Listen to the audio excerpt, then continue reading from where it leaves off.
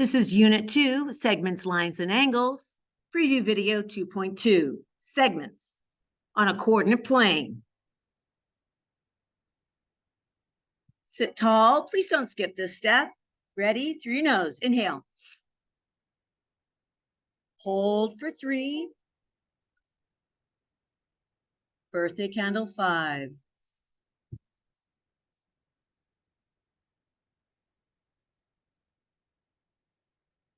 Your nose. Sit tall. Hold for 3. Exhale 5.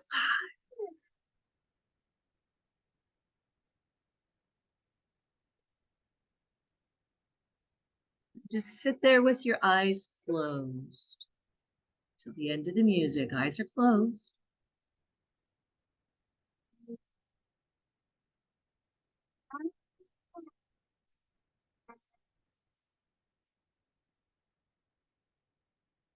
Deep breath.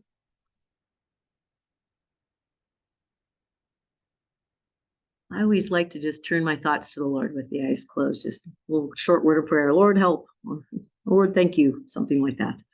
All right. Segments on the coordinate plane. Date, time, and location. Before we get started, we're going to recap our previous lesson. You're going to graph this line all by your lonesome. Please use a straight edge. Pause the video. Welcome back. Let's see how you did here. So you learned last class that you want to get y by itself. That's what you're used to. So we minus 3x. Opposite, we're adding. That's negative 3x. So we add 3x. Add 3x. Negative 5y. I'm going to bring the x first. Divide now by negative 5 every single term. Rewrite it here. Y equals negative 3/5 x minus 5. Underneath, I write the equation y equals mx plus b. Taking a look here. Let's see how you did. All right. So your b is at negative 5. Your b is at negative 5. So you should be right there. 0, negative 5. Always label your intercepts. Your tilt, your rise is 3. Your run is 5. And this is a negative downward line. So I'm going to rise 3. 1, 2, 3. Go over 5. 1, 2, 3, 4, 5. Or I could have gone down 3. 1, 2, 3. Over 5. 1, 2, 3, 4, 5. My results is a downward tilting line. Y equals 3/5.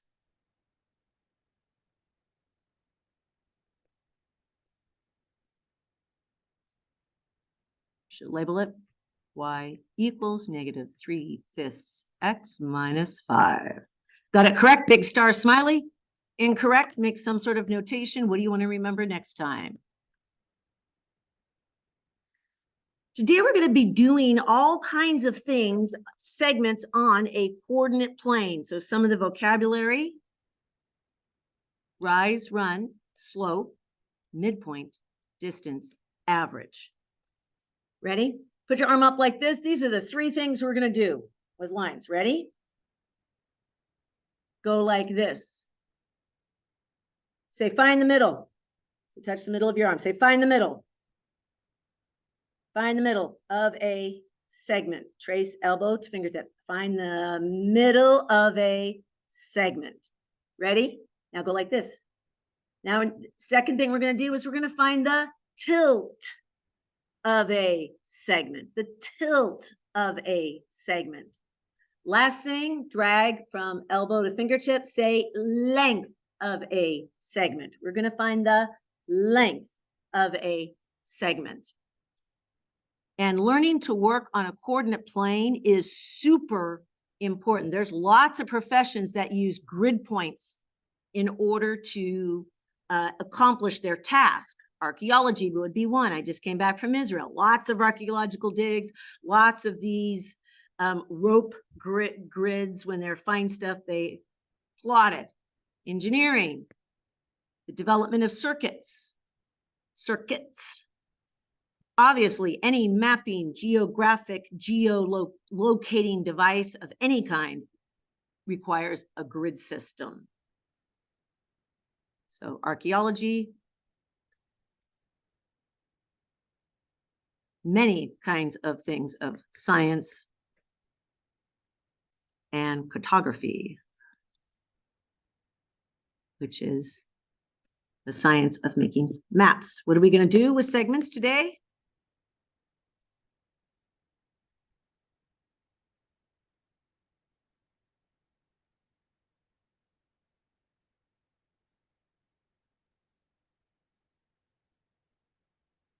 We are going to find the middle of a segment, draw a little segment. These little hatch marks on either side, that represents equal in length. So that point in the middle with the hatch marks means midpoint. So we're going to find the midpoint of a line. We're going to find the tilt of a line, up or down, commonly known as slope. Then we're going to find the length of a segment, which is distance. Vocabulary. I think I used the word line up here. Technically, these are not lines that we're dealing with. You can't find the midpoint of a line because it goes infinity in any direction. You can find a midpoint of a segment. You can find the tilt of a line. Distance is not an issue with tilt, but distance is. So have to use the word segment and segment here. You can use tilt there. All right. These all involve equations.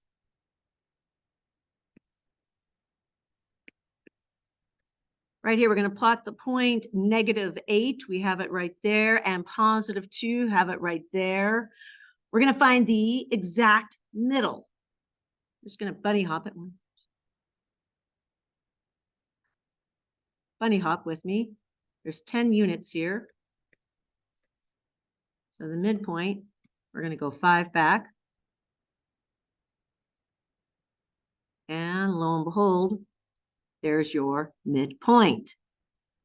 Now, that's super easy to do when you have simple whole numbers. You're on a simple number line. It's single digits, and you're not using digits that involve hundreds and thousands and things like that. But real life stuff's usually a lot more complex. That's why we can't bunny hop everything. We have to get formulas or equations. So here is your equation. Let's take -8 and +2, and we're going to average them. An average means we're going to take those two digits, we're going to add them, and then divide by the number of digits that we have, which is 2. -8 plus 2, that's -6 divided by 2 equals -3. So you just figured out the average of two coordinates is also the coordinate of a midpoint.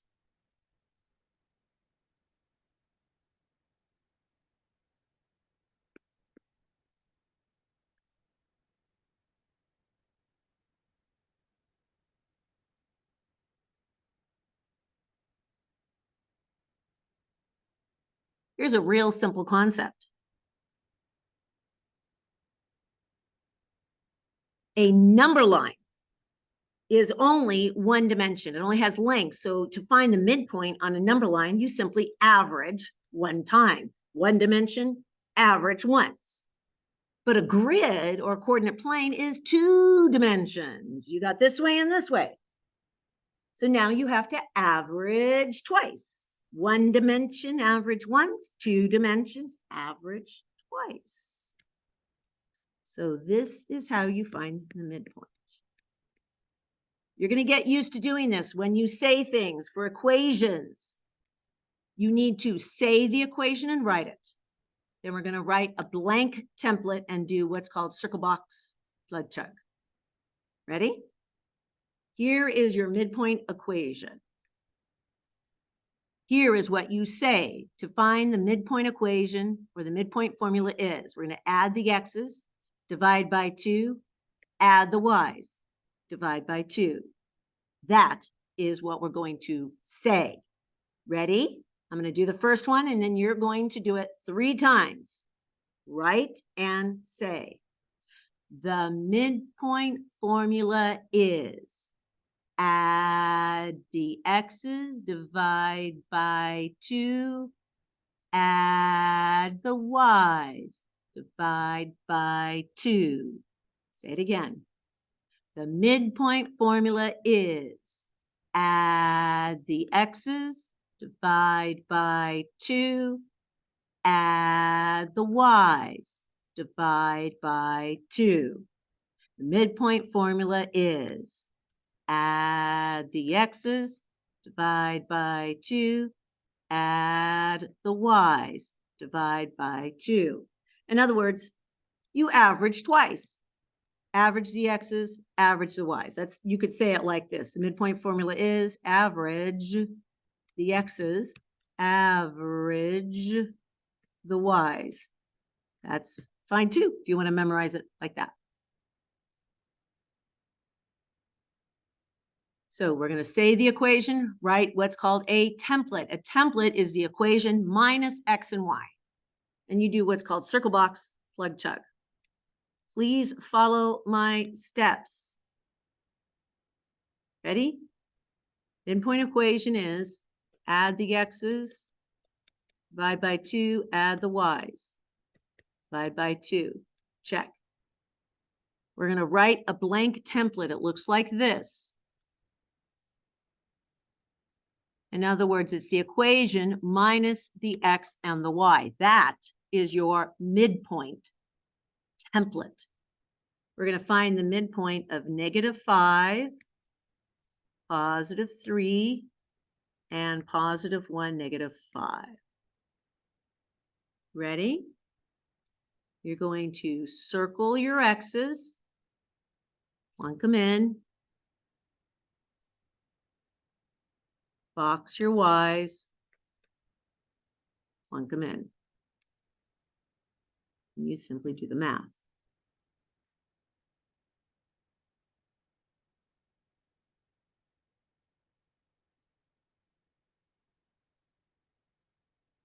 It's really nice if you physically graph this, which we're going to do. We're at -2, -1, ta-da! And it should look like the exact midpoint, which it does. So this and this are equal. You can add the hatch marks, which says that is the midpoint. I want you to do this on your own. Pause the video. Welcome back. If you think you know what you're doing, you can speed through this. You should have a red pen. Get ready to correct. So we plot the points.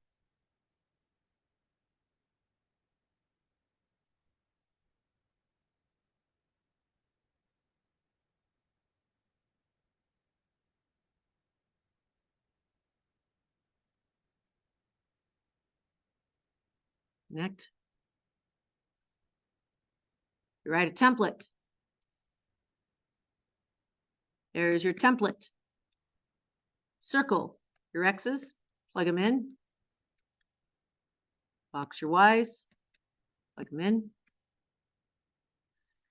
You end up here, check your work, -3 plus negative, that's going to be -4/2.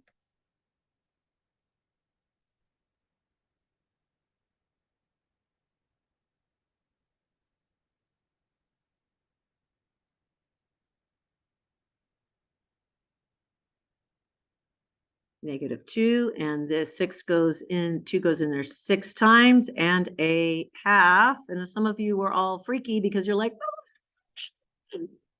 It's okay, friends. It's okay to have a fraction. So we take a look here. You should have gotten -2 and +6.5. Let's see if that actually works. -2. Bunny hop it over. And 6.5. 1, 2, 3, 4, 5, 6.5. Oh, looky there. It's right in the middle. You graph this properly, hatch marks.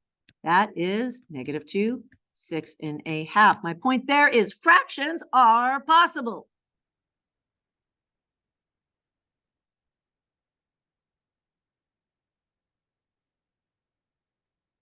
That was middle of a segment. Now we're going to do tilt of a segment, tilt of a segment.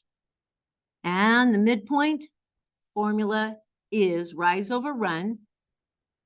We're going to write this 3 times and say exactly this out loud. Slope is rise over run, subtract the y's over subtract the x's. Slope is rise over run, subtract the y's over subtract the x's. Slope is rise over run, subtract the y's over subtract the x's. Now, a few of you really savvy folk, you're like, Miss Way, there's something missing there. It used to be y2 minus y1 over x2 over x1. And yes, technically, if you were to look up the slope equation, that is what you would see. But I'm going to tell you a little secret. Which one's 1 and which one's 2 ultimately doesn't matter. So when I memorize it, I don't memorize it like that. I just subtract the y's over subtract the x's. Let me explain why that 1 and 2 doesn't matter. Let's do this together. Okay, so I'll tell you what does matter though. We here and here. There's our, we're going to find the slope manually first, which means we're just going to bunny hop it. All right, so rise from here, 1, 2, 3, 4, 5, 8, run,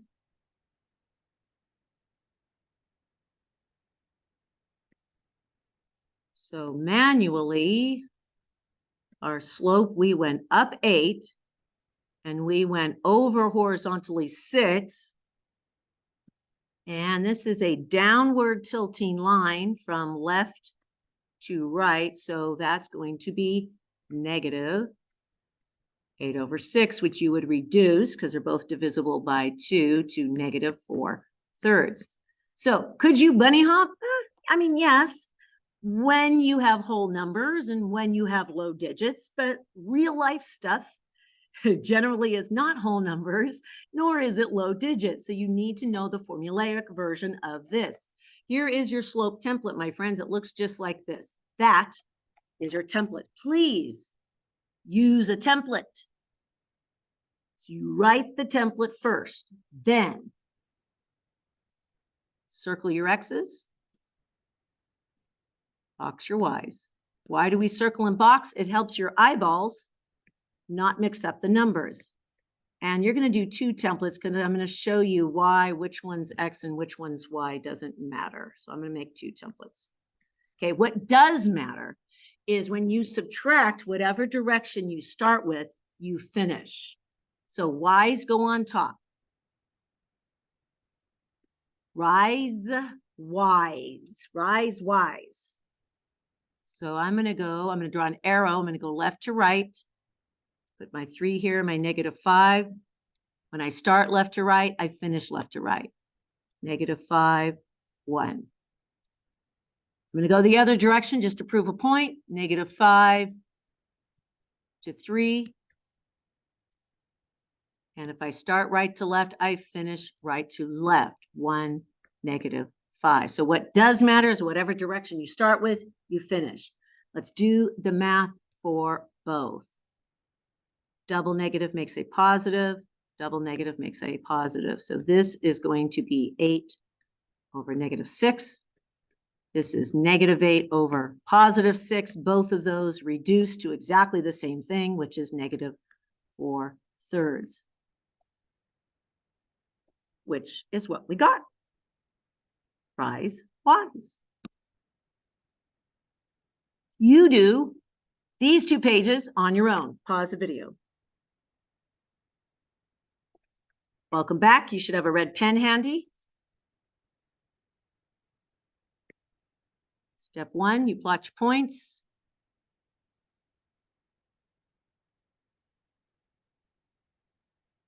You can speed through this if you think you know what you're doing.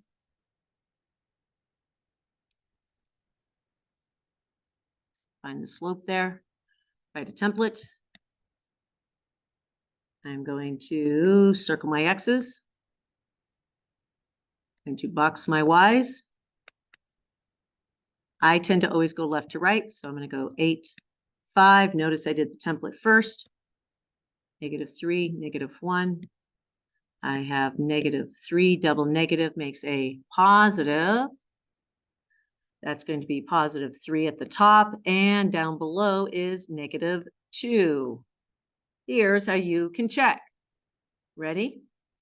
Your rise, bunny hop, 1, 2, 3 is 3. Your run is 2, 1, 2.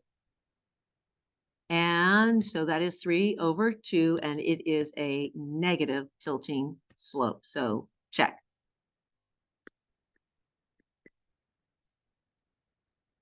+7, -2,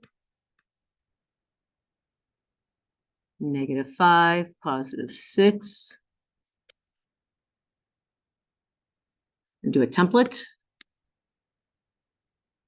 Circle my X's, box my Y's. I'm going to work left to right, plunk it in my template. That's going to be -2 on top, and 6 Y's goes with the rise. Arrow, 7, -5. Careful there. That's going to be -8 over +12, which reduces to -4. 2 goes in there 4 times, 2 goes in there 6 times to -2/3. There's your ultimate slope. You can manually check it. Let's go. 1, 2, 3, 4, 5, 6, 7, 8. There's my rise, my run.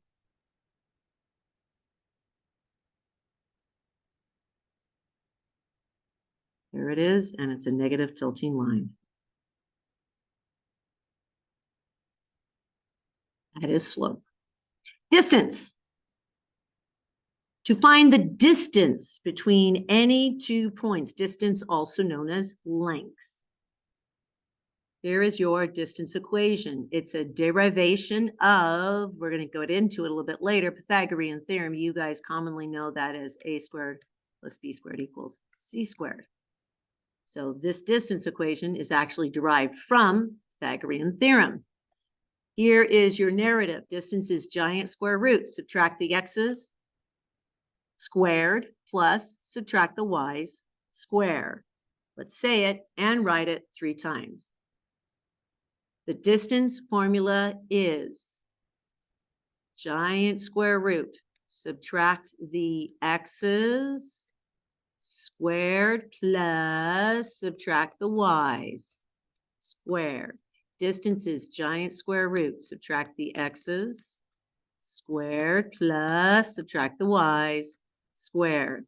Distance is giant square root. Subtract the x's squared plus subtract the y's squared. Parentheses squared. Once again, some of you may have seen it like this. x2 minus x1, parentheses squared, plus y2 minus y1. I'm going to show you why, which one's 2 and which one's 1. It honestly does not matter. What does matter is the direction you subtract. Let me explain. So we're going to find the distance between the same 2 points. -5, 3, 1, -5. All right? We write our template. I'm going to write 2 of them. Giant square root. This is your distance template. It's the equation minus x and y. I'm going to make 2 of them because I'm going to show you that direction. Which one's 2 and which one's 1 does not matter. I'm going to circle my x's, box my y's. Ready? For the first one, I'm going to work left to right. So I'm going to start left to right. I'm going to plunk in my y's. Excuse me, x's. Working left to right again. Plunk in my y's. Down here, I'm going to work right to left, going this way. I start right to left, I finish right to left. Super important. Use the arrows. Circle your X's, box your Y's. We're going to do the math for both. Double negative makes a positive here. Double negative makes a positive here. Guys, it's really important. Whenever you square a negative, -6 times -6, negative times negative is a positive. Again, negative times a negative is a positive. So I add 36, 64, 10, carry a 1, 10. So I get a square root of 100 for both of them. And if you can simplify, you should, of any kind, and that's a perfect square. So it is 10 units. And they're exactly the same. So wherever direction you start, if you start one direction for X's, you finish the same direction with Y's. If you go the other direction with X's, go the other direction with the Y's. So direction matters. Which one defines second and first doesn't. This page, do on your own. Pause. Welcome back. Again, red pen. If you think you know what you're doing, speed through the answers, or you can watch the explanation. We're going to find the distance, -3, +8.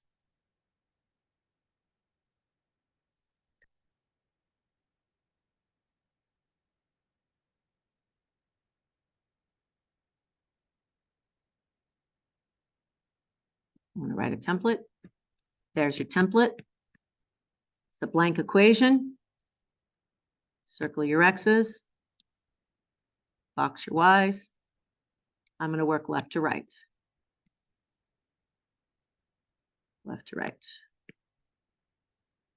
Double negative makes a positive, so that's going to be -2 squared. This is going to be 3 squared. This is 4. 3 times 3 is 9.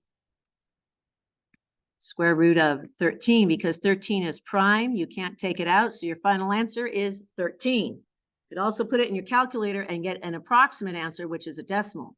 But I prefer the simplified radical first, then you can punk it in your calculator and get a decimal if that is required. Right here, positive 1, excuse me, -3. And -1, +5. Nope, -5, right there. -1, -5. So that's +1, -3, -1, -5, connect. And there's your template. Circle your X's, box your Y's. I'm going to work left to right.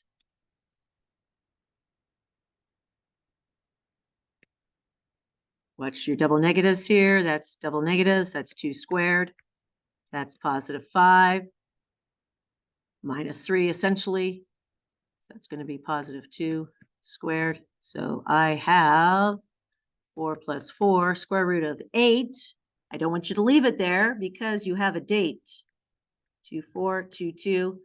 So your final distance here should be 2 root 2 is your distance. And then you can do the approximate answer as a decimal. Summarize what you have learned from this lesson.